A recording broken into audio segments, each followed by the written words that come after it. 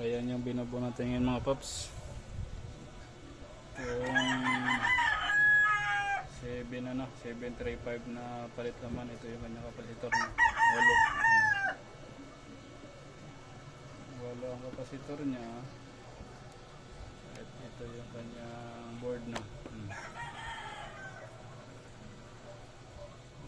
Ginawa natin yun na 60 back yung kanyang transformer.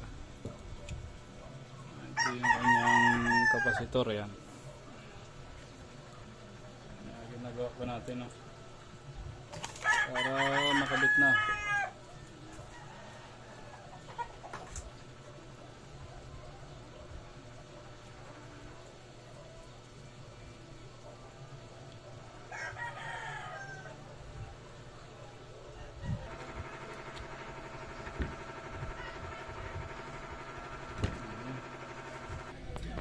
Gusto ni sir 8 ang kapasitor kaya 8 ang nilagay natin. Kanyang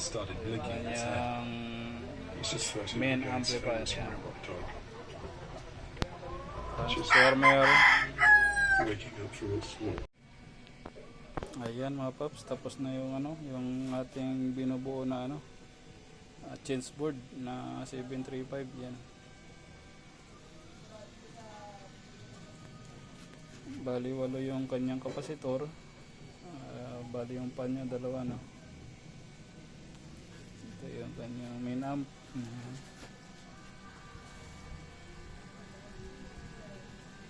Bali yung ginawa natin dyan, ginawa natin yung 60 back yung kanyang transformer.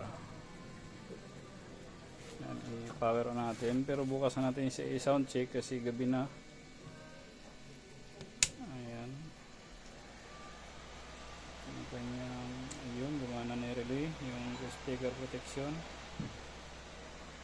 At yan, ayos na, bukas natin i-sound check.